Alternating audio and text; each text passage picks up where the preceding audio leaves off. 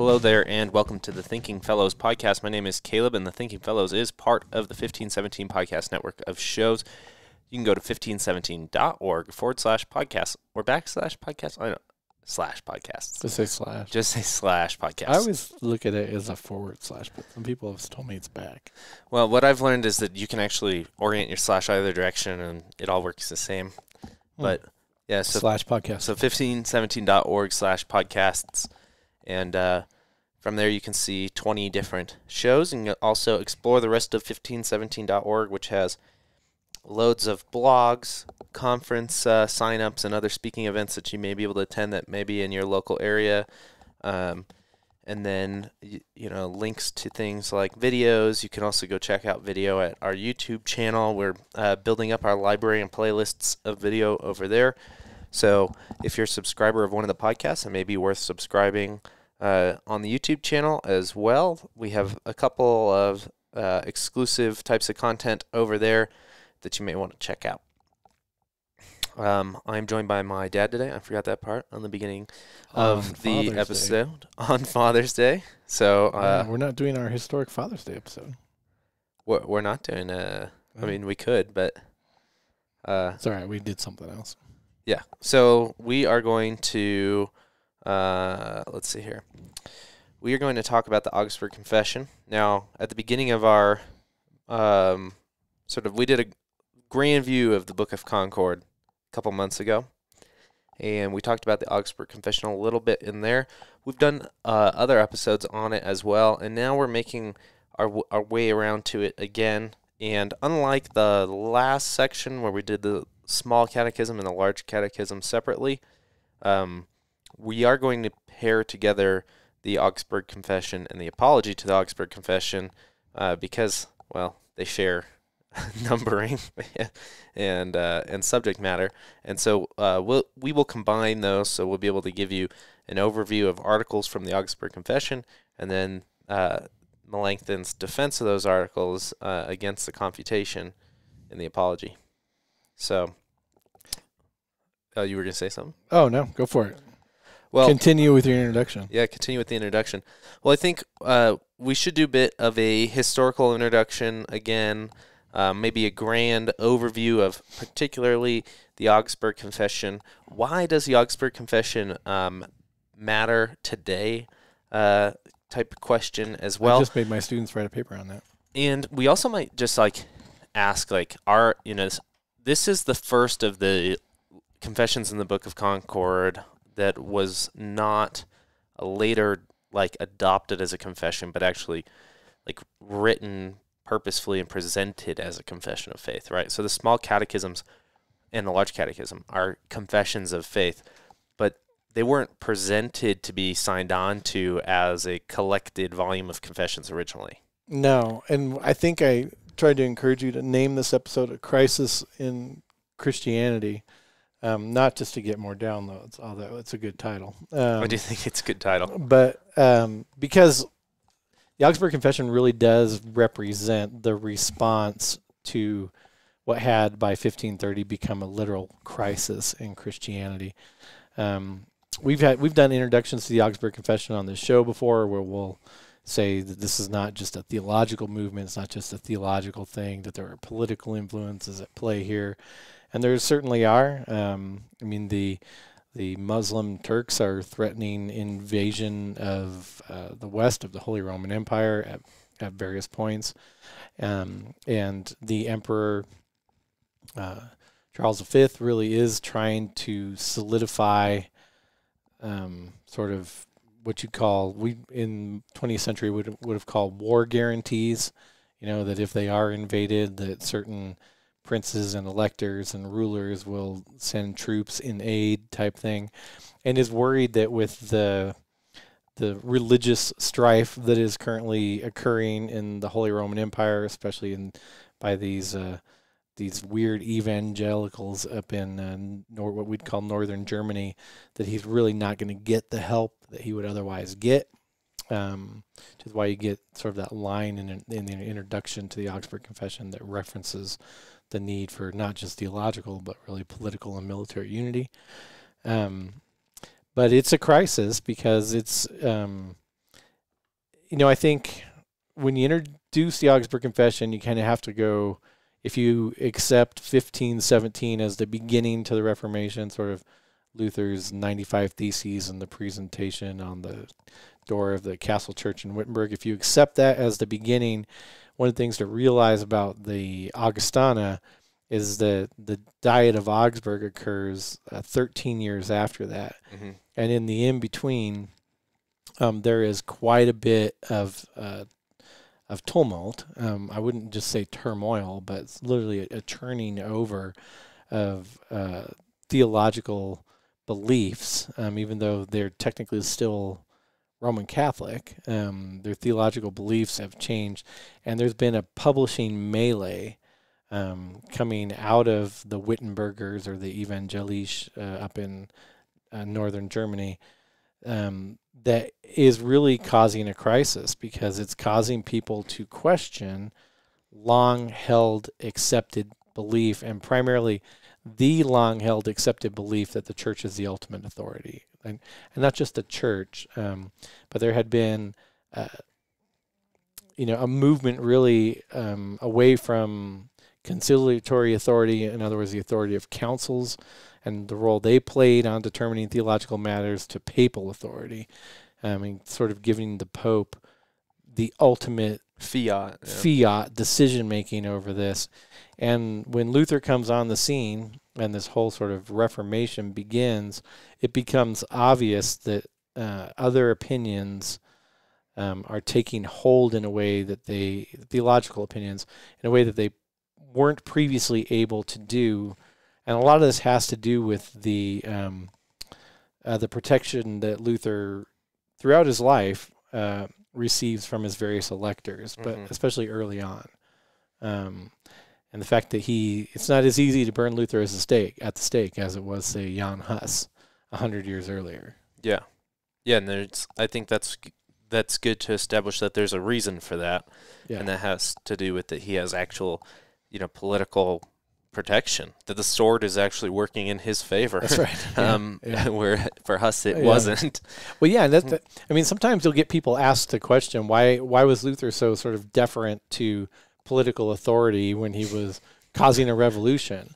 And the fact is, he wasn't causing a revolution, and his local political, not even local, I guess we would call it his federal political authority, not that they were in a federal system, but sort of his president, his elector, protected him his whole life. The sword, that's a good way to say it. The sword worked in his favor, even though he remained under the ban and was technically an outlaw according to the emperor. In his land, he was not. He was protected. Yeah, and that just goes a long way to this. Okay, so 1530 is when this is presented at the Diet of Augsburg. Now, this is essentially the first of the Protestant, more generally speaking, right, confessions, and begins sort of an era of confessionalization. I do think it's important to point out that, Augsburg happened some 30 or 40 years before the first, Calvinistic or Reformed confessions. Not quite that long. Like 63. Okay. I'm thinking institutes. I'm giving them. Yeah, you could. They're not confessional, but they're highly political, theologically influential in that sort of vein. But that would be like the Loci, right? Which yes, it would be. Sort of even predates Augsburg and Calvin by a considerable number of years. And so, this is really sort of the spark towards this, and in that sense has sort of a who's who in the zoo flavor, right? So they're presenting this doctrine of beliefs, and then basically getting people to say yes to it, right? Or yes, me too. That's interesting. Yeah. Well, the Augsburg Confession is interesting as a confessional document, and it's different from the Apology as a confessional document too. And actually, confessionalism as an ism is emerging now. If we're talking about 1530, this is just Augsburg's a spark of that. Yeah, Augsburg is a spark of that. There's creedal. There's obviously the Roman Catholic Church is a creedal church, and it's informed by the decisions of the councils that brought us the now 3 ecumenical creeds. But that's different too, because that's a group of, that's sort of, in terms of the Apostles' Creed, and accepting of the tradition that this is a quote unquote statement of faith of the apostles. Even with the Athanasian Creed, it's different. Yeah, that wasn't at a council. Yeah, adopted. but the Nicene Creed itself, is accepted at a council, and then the council goes on for a long time. That's a whole other story. But this is different because this is sort of like the confessionalism that's brought about because of this crisis. Well, and I think those creeds, like Augsburg's the first time in a really long time that a crisis drives the need for these statements of faith again, right? Right. And in fact, the reformers were asking for a council, and they got a diet. Yeah. One of the big arguments was, we don't think the Pope and his sort of advisors alone have the ability to say that this is non-Christian, that what we're teaching is non-Christian or heresy. And you even within the Augsburg Confession, you get those both. In the Creeds and Confessions class, I say there's a distinction between heresy and heterodoxy, right? Heresy is me looking at you and saying, what you believe is so wrong, you're not a Christian. Yeah. Heterodoxy is me saying, I think your doctrine of baptism is wrong. Well, and you're still a Christian. Let's give people who maybe don't know the difference between a council and a diet a modern picture here. It's like asking for a board of directors meeting and getting thrown into a lawsuit.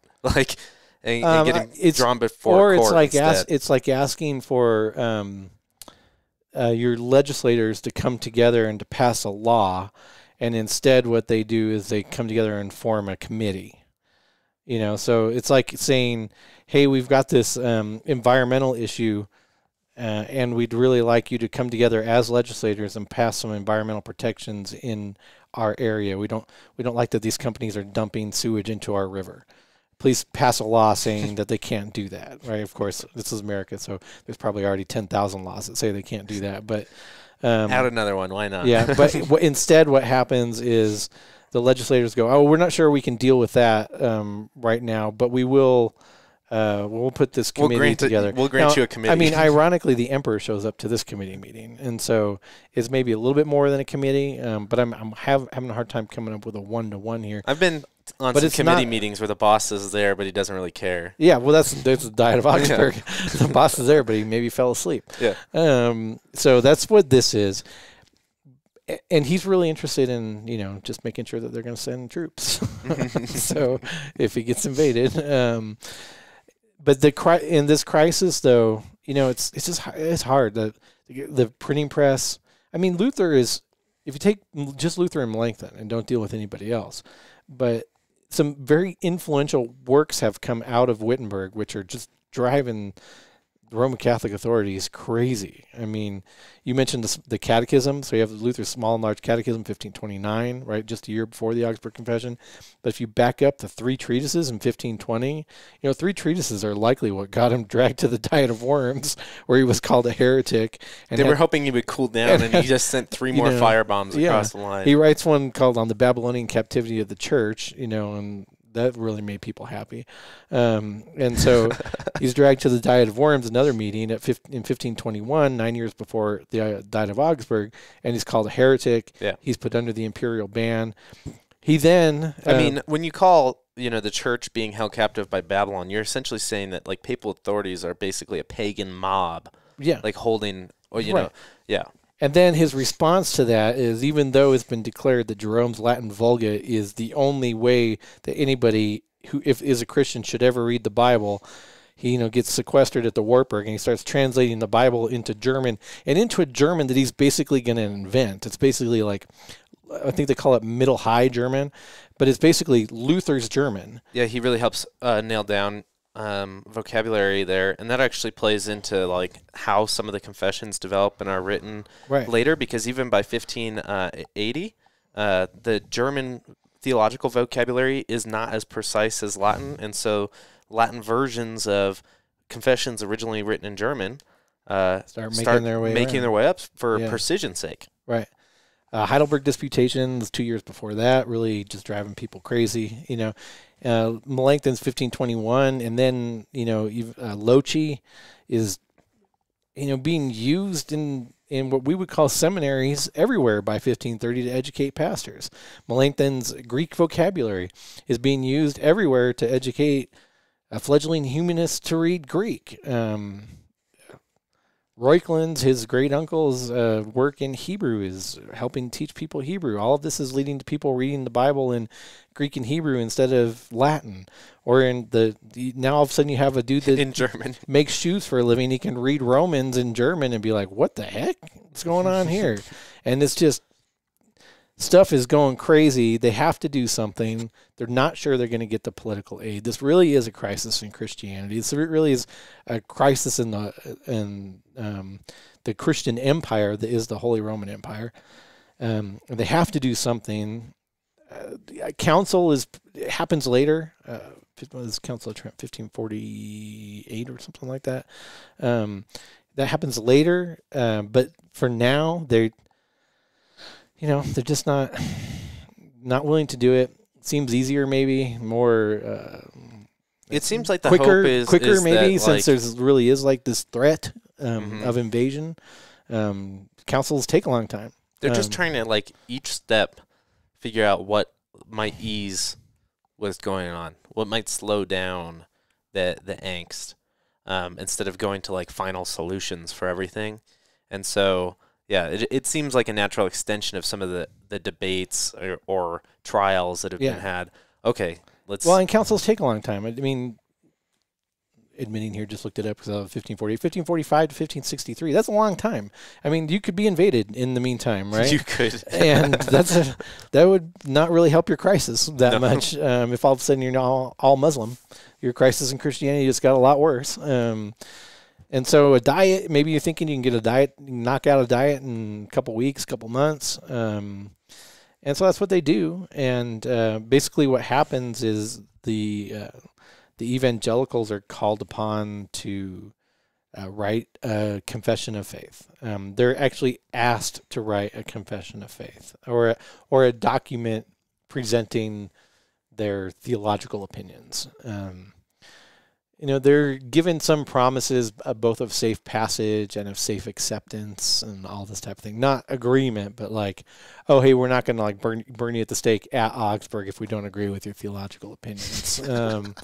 So they're like, yeah, okay, well, that sounds like a fair deal. So they do it. There's a couple confessions. Confessionalism is becoming a thing, and people are starting to write confessions of faith. Didn't really have to do that before if you're Roman Catholic. You're like, hey, I'm Roman Catholic, so... And we all are. And we all are. So, hey, pal, we're together on this. Even if we're not, and that's when you'd have like colloquiums and disputations and stuff like that, which were mostly like medieval church scholar events. Scholarly disagreements. Yeah, scholarly. Like, I mean, think about the most boring like PBS debate between two physicists that you've ever seen. This would have been what this is like, the outcome of which probably doesn't affect the everyday lives of most people. This is different than that. It'd be like watching C-SPAN all day. Yeah, they're writing this stuff for the public. They're publishing it. The public is consuming it. They're teaching people how to read. I mean, it's like they're like, we're publishing this stuff, and they're like, people are like, well, we can't read. And they're like, oh, great, we just opened 10,000 schools, so go learn to read. And they're like, oh, okay. So they go learn to read. And so it's really, and if you think about even from 1517 to 1530, they could have taught an entire generation to read by then. Like a younger generation could be adults who were learning to read literally using things like the catechism. Yeah. I mean, they start some of these school reforms early, 1520, right? So by 1530, you could have been a 10-year-old who went to one of these Latin schools or eventually gymnasiums that are started by the evangelicals. And by 1530, you're 20 years old, right? Yeah. You're attending the University of Wittenberg or another one of the universities. You're 3 years older than Melanchthon was when he was publishing Greek grammars. You're engaged, you're in this. It matters to you in a way that, a diatribe of 20 years earlier really wouldn't have. And so crisis, they come together. The documents that lead up to the Augsburg Confession are sort of collaborative works a little bit and not as comprehensive as the Augustana is. The Augustana Melanchthon uses Marburg and Torgau to sort of work on the Augustana, but he writes it himself. I think there's tons of evidence for that. But he does collaborate with Luther insofar as he sends Luther. Luther can't go to Augsburg because he's banned from traveling. Yeah, so they're not going to promise that they won't burn Luther at the stake. Yeah, no, they've already his fate is already sealed in there. So they're like, we won't burn Melanchthon and some of your other guys, but if Luther shows up, dead on arrival. Yeah, so he stays. I don't know the distance between. It took a couple days to get letters between him and Melanchthon back, of which we have and are translated. Several of them are. There's the Luther's Letters of Spiritual Counsel.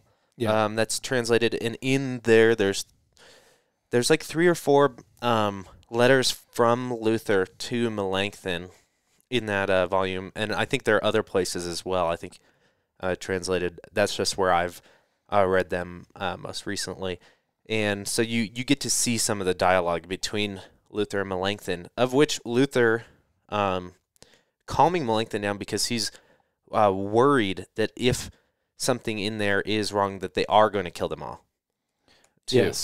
Yes. Melanchthon seemingly doesn't really believe the promise that violence isn't going to be done against them. I don't think any of them really do. But I think the elector seems, I could be wrong about that too. Fairly confident. A little more confident. But Melanchthon sends questions to Luther asking if they should put some compromise in there so that they're not harmed. Yeah, that's off Melanchthon. Luther's advice is...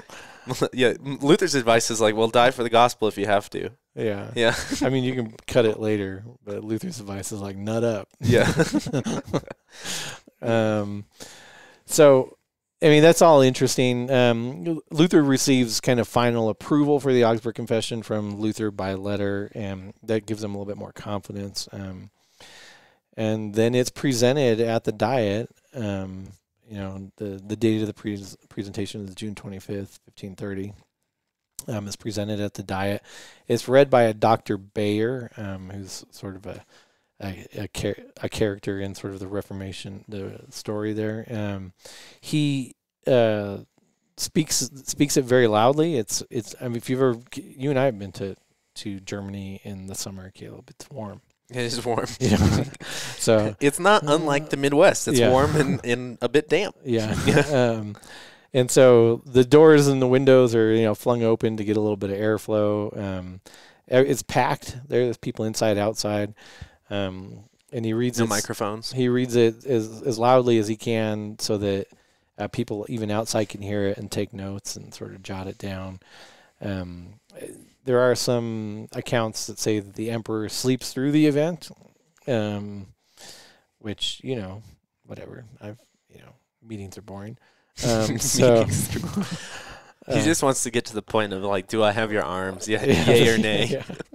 I think fully expecting for that to be a yay as well. And then they hand it over. Here you go.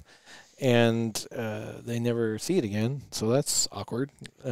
It's in some catacombs below the Vatican. I know. Probably. I think the Vatican should let us see it if they have it. I bet they do, man. That's kind of the crazy thing. Yeah. So it's handed over. There's a report of seeing, I think, the German sort of version, not somewhere in France, I think in like 1680.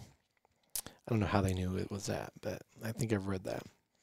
And that's interesting. And then it's, the Augsburg Confession is a wonderful document for a few reasons. I love to say, especially if you're talking about the first 21 articles, which are the positive articles, the last 7 articles, 28 articles in total. Last 7 articles are kind of the, we don't agree with you on these things articles. Whereas, and there's some of that in the first 21, but the first 21s are positive presentations of evangelical doctrine for the most part. one that I think is completely unique about it is that other than Melanchthon's signature, it's signed by politicians. And so when you said what makes the Augsburg Confession a confessional document, it's that the political leaders that were protecting the reformers in 1530 are the ones that put their lives, their fortunes, and their sacred honors at risk to sign it and to hand it to the emperor as their statement of faith. It wasn't on the whole the theologians who did that. Now, every confession that comes after that, for the most part, mostly theologians, are theologians, and sometimes really regional too. And for particular cities. That makes the Augustana an exceptionally unique confessional document, and it early on lends it a confessional authority of the confession of the evangelical church, because this is sort of solidified in 1555 at another Diet of Augsburg, at the Peace of Augsburg, that really what happens in this time is that whatever religion your ruler is basically what's practiced in that land. Yeah. Unless you had this really exceptional ruler who was willing to let you still be a Roman Catholic. He was a couple hundred years ahead of his time. I mean, this would have been a really unique individual that thought that way. Because they believed in right and wrong in a way that we have a hard time now. I mean, if your ruler converted, it's likely because he thought the propositions, let's say, of the Augsburg Confession were right. And that's the correct practice then. In some ways, there's complaints about this, but in some ways we today are the benefactors of hundreds of years of development of having less dependence directly on the people who live next door to you or even a couple blocks down from you, in a way that being different religions, even having adjacent but not 100% similar ethical standards between you and your neighbors, doesn't bring commerce and life to a halt in your city in a way where when things are much more interwoven and there isn't technological import from all over the world benefiting you, that you really need to be on the same page with the people that you live next to. Well, and you don't live in a democratic form of government. And so you really have, I think, there's a less of an expectation that you have sort of the freedom to make these types of decisions willy-nilly as you'd like. We like to say in our day and age that faith is personal. I have exceptions with that phrase in general. I think faith is both personal and corporate. I mean, the word is spoken and the Spirit works. It comes from other people. It comes from other people to you, and it's supported by the preaching and forgiveness and administration of sacraments from other people to you throughout your life. And so, if it was just personal, you wouldn't have large distinctions like Roman Catholic, Lutheran, or Reformed, or Calvinistic. Even if some studies or some naming conventions on this are right, and there are thousands of denominations, you'd have many more thousands if it were just personal. Right. And so, but it's presented, and the other thing that makes the Augsburg Confession unique is kind of the same thing that makes the early editions of the Loci Communes unique. That there's basically a race to the doctrine of justification, much in the same way that you see in Paul's epistle to the Romans. And it's just, you have a really brief sort of God. Oh, yeah. Article 1, right? Really brief. Sin, Article 2. Mm-hmm. And then you're going to get, arguably, I think by Article 3, you're at justification. Because you're already talking about Christ. You're at the doctrine of Christ. And then Article 4, you're at justification. And then from Article 5 on, at least through 14 and beyond, you're talking about how do I get this thing that is justification? How is it made personal? And you're going to land on some pretty simple answers. The preaching of the word and the administration of the sacraments by those who are rightly called to congregations to do that task.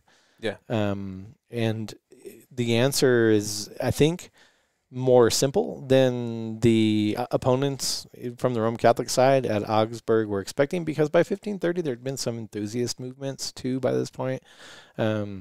Movements that sort of relied on direct inspiration by the Holy Spirit and were more radical movements looking to overthrow society and government. And Luther was often wrongly identified with those movements. You'd have fully what the Lutherans would call Schwärmerei movements, who were called Lutheran as a pejorative. When Luther is so against this type of thing that during the Peasants' Uprising, at one point he's like, well, kill them all, and it's like, this is how against this he is. And yet sort of as a pejorative,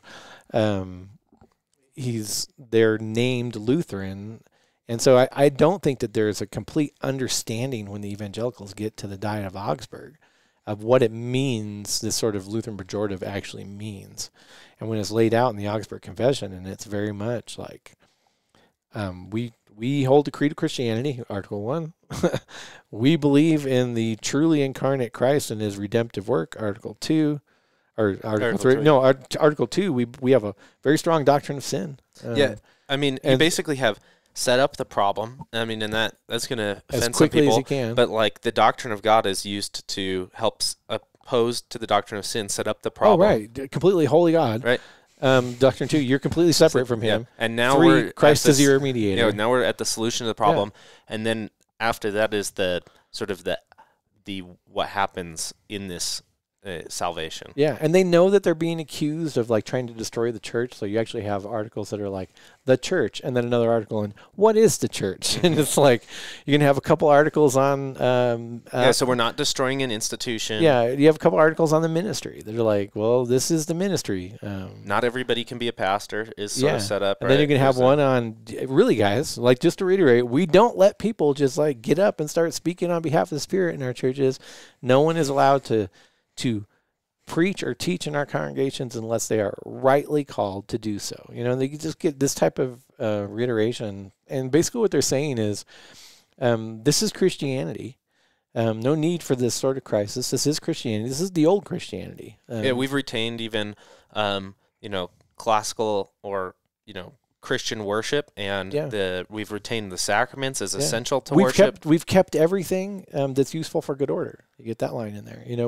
We've retained as many of the practices as we can that aren't erring, and retained everything that's useful for good order in the church. So you get that, and I think there's a bit of a what the heck do you mean? We thought you guys were going to come here with devil horns and speaking in tongues, and that's not what happens. The response to the Augsburg Confession, but the last 7 articles are pretty scathing at points. Repudiation of some Roman Catholic errors, mostly in practice, but as practice influences theology, right, as it always does. Theology ought to be the determiner. Good theology ought to be the determiner of practice. But so often that goes backwards, and bad practices lead to bad theology. And so that's, the argument that's happening there. There's a whole lex oriendi, lex credendi argument in there that I like to have fun with. But there's a very fine line with all of that stuff. Yeah. And so they, Roman Catholics take it. They're like, oh, well, we're going to get to the bottom of this. And so they put their best people on it. And they come up with something called the Confutation. And the emperor sees the Confutation. He's like, oh, this is just garbage. Like, let's get some more of your best people in there and take a second crack at it, right?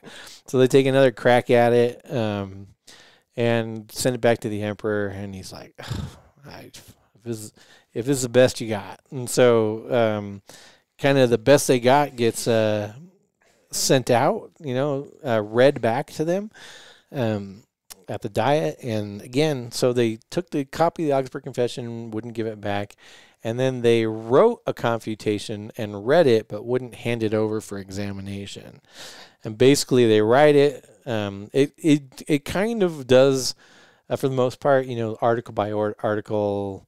You're fine on this one. Like, when it's like Article 1 is basically creedal Christianity, where they can say like, oh, we hate every section of this. No, they're like, yeah, we're fine with that. Yeah, that's one of those points where it's like the Reformation didn't change the doctrine of God, even if it reordered how it's confessed taught, or yeah. how it's proclaimed in light of justification. Yeah. It didn't actually change like the rote truths that are hinted in the Creed or Scripture about God. Yeah. So they read it. There's again some very scurrilous like repudiation of evangelical doctrine as presented in the Augustana in the Confutation. And they don't hand it over, but there's enough research interns along with the people at the theologians at Augsburg that they managed to piece together full copies of it, so that Melanchthon can talk about it, and Luther too can just like write horrible things about how stupid the Catholic theologians are and what a horrible document it is. Melanchthon always likes to get digs in on their Latin too, so you get some of that. Melanchthon, anytime he reads anybody else's Latin, he's like, trash. Your Latin sucks. So he starts every time. He gets in this big thing with Matthias Flacius later on in life, and every letter it's like, well, I can barely understand what you're writing. If your Latin were better, I could understand your argument, but since it's so horrible, I barely understand what you're trying to say. And so it's a lot of that in there. And Luther is just like, this is horrible. This is the excrement of the Antichrist, and he kind of gets his normal Luther bombast in there. Yeah. And so eventually the evangelicals get on, like people like Melanchthon, get on their little donkeys and put their books on their lap and start riding back to home. Melanchthon is then commissioned by his elector to write a response to the Confutation, which he does, and it's called the Apology to the Augsburg Confession, or much like Christian apologetics. Not I'm sorry for writing the Augsburg Confession. I'm sorry for writing this document that it'll become foundational to all of Christian thought from 1530 on. But a defense of what he said, a more drawn out defense of what he said. The Augsburg Confession. The Augsburg Confession itself, each article is maybe somewhere between a paragraph and 4. I don't remember exactly, but maybe 5 paragraphs on the long side. The apology is much longer. Much more in depth, many more quotations in the apology, church fathers, scripture, that type of thing. And the apology is amazing. I mean, the apology is just the Augsburg Confession is a work of art. I think it's a work of confessional art, and the apology shows you how brilliant the artist was too. Because it's just for somebody to be able to write that work of art that is as concise as it is in the Augsburg Confession. Yeah, it's a very concise document. And then to expand on it in the manner which he does in the apology, and have the same strain of the consistent argument coming across article to article in extended form. That's not easy. Those aren't usually the same people. Like the person that can write the systematic theology isn't always the same guy that can write a great blog, and it's sort of like you kind of get the he has the ability to do brevity and length. Yeah, and that's just not. It just shows you how brilliant he really was, because he's got the depth to do both things.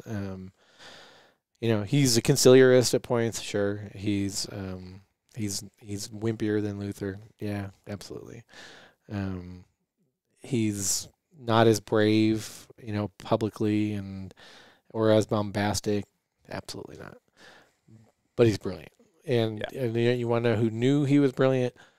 Luther knew he was brilliant. Yeah. When he literally says, "Oh, theology, pish pash, I defer such matters to Master Philip." So Luther's literally at times like, "You want to ask me about the Old Testament? That's great. Yeah. You want to ask me about theology, though? Theology, I'm going to defer to Master Philip on theology." Yeah, I mean, I think it is. We talk about this regularly on the show, and I think 1517 in a Lutheran world spends more time on Melanchthon than probably almost any other group of people. But when you start to... Well, we do, that's for sure. We do. I mean, I think Melanchthon's the second most important to the entirety of the Protestant Reformation. He's probably that's one absolutely true. That's almost not contestable. Yeah. Well, I'm not gonna say it's not contestable because I hate when people say that like about climate change. But let's so go ahead and try to contest it. But I believe you're right. I mean, let's say this: like the Reformed need Luther and Melanchthon more than Lutherans need Calvin for anything to make sense. And I mean, well, you could easily say Lutheranism is more reliant on Melanchthon than Calvinism ever was on Beza. Maybe now, maybe Jeff Mallinson could correct us on that, but to my understanding, that's the case. But even in the history of their reform, they need Luther and Melanchthon. Yes, I understand what you're saying. In a way that we don't need Calvin. Oh, absolutely. Yeah. Oh, yeah, we don't need Calvin. I mean, at all. We have Melanchthon, baby. There's a difference between being able to appreciate Calvin and saying that as a movement, as a theological understanding of the Scripture, you need Calvin. No, but there's a reason, like, Lutherans and, I love our Reformed listeners, but there's a reason Lutherans always are having to be on guard for the Reformed taking Luther and Melanchthon and sort of like trying to make them theirs, like all the time. Like all the time I see this. Well, when's the last time you saw like a Lutheran theologian known for their Luther studies all of a sudden releasing a YouTube series on Calvin? Right. Yeah, you don't see that a lot. Or a book on Calvin. Whereas you see the other one all the time. Constantly. Yeah. Yeah. And the Lutherans gave over Melanchthon to the Calvinists for like 100 years. They're like, have him. Yeah, well, they're right. He's a crypto Calvinist. Take him anyway. Take him anyways. And it's like, that's really silly. And if anything, you might want to say that Calvin was a crypto Melanchthonian. Yeah. Not that Melanchthon was a crypto Calvinist. Yeah, I think that's a better way of putting it. So, Melanchthon is very, very important to the Reformation, and his relationship with Luther and his work with Luther is often understated. And there's only a couple places where, people are not understating that and actually sort of revealing just how essential he was. And the Augsburg Confession is one of those moments where, was he less brave than Luther would have been in that same situation? Sure. Did he get the work done in like an amazing way? Yeah. Well, did he still go? Yeah. That's the question. I don't think the question, I'm not a combat veteran of any type, but I've heard them talk, and it seems like it's not whether or not you were scared, but whether you still went. Yeah. Whether you still showed up to the firefight or to the patrol or whatever. Was he scared? Yeah, he was scared. Did he show up? Yes. Mm-hmm. Every time. Literally every time. Every time he was called upon to show up anywhere and told by his elector to go there and do this. He got on a donkey and went. He got on a donkey and went. And we're talking like a donkey like from Shrek, like a little tiny, not like one of these big burros. Was there a picture of that? Like, did somebody draw that? No, but there's references to it in correspondence all the time. Like, he's got this little donkey. It's like stacks his pile of books on his lap and sits side saddle and goes all over Germany. Wow. Cart, too. I mean, Luther traveled in a cart. Donkey cart, though. Not a horse cart, donkey cart. A little more resilient, those donkeys. Yeah. Yeah. Well, that's I think that's a pretty good overview, exciting overview of Augsburg. And a great introduction to why we're going to read the Apology, too, and how they pair together. Yeah, and it'll be fairly easy to sort of note the expansions of certain articles in the Apology without having to go through both of them. And I'd say if people want to follow along, they could just easily follow along in the Augsburg Confession. Yeah, that'd be good. Yeah. So thanks for listening to this episode. I think next time, if you join us, you may want to read. I think, if you have time this week, it would be probably worth it to read the Augsburg Confession before next episode. Yeah, and that would be very doable. Block out some time. It might take you 45 minutes. Yeah, it might take you. So definitely would be worth it. It's available online for free. If you don't have a Book of Concord, I'll put some links to various places. Have we done this already? Because my memory was Jonah Goldberg. I always say time is a flat circle.